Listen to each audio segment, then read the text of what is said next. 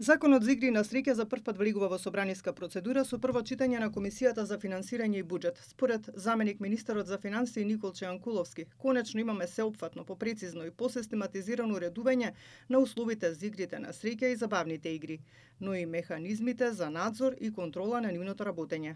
Сето ова во полза на заштита на граѓаните, особено на младите и ранливите категории. Предложените законски решенија се резултат на детална анализа на состојбите во областа на игрите на среќа, следење на современите регулаторни трендови и потребата од воспоставување на поефикасен и поодржлив систем на регулирање на оваа дејност.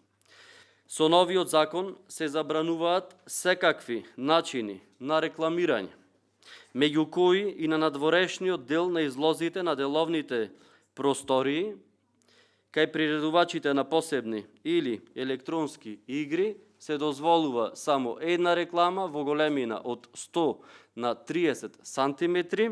За пратеникот Фатмир Битичи од СДСМ недоволна била оддалеченоста на коцкарниците од 500 метри од образовните институции, оти ќе биле во близина на децата и адолесцентите. Сметам дека ограничувањето на финансирањето за оваа организација и вадењето на одредени други организации од листата на финансирање, сметам дека може да и текако го наруши делувањето или поддршката на ранливите категории кои што претходно биле поддржани со средствата од овој закон или игрите на среќа.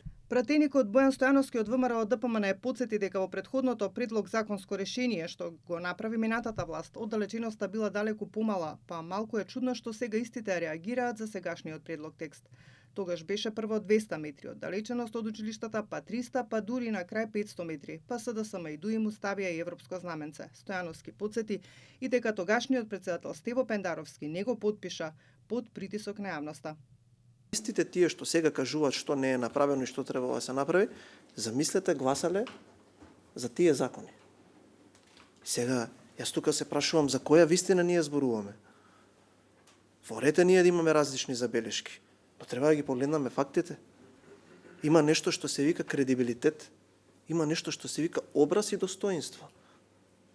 Ако ние тоа го немаме и ако сметаме дека така треба да ја практицираме политиката, резултатите се овие кои што ќе ги имаме сега. Во облужувалниците, кои се наоѓаат во радиус од 500 метри од училиште, нема да биде дозволено поставување на електронски видео, лотариски терминали и друга опрема за електронски игри на среќа, како ниту и реклами.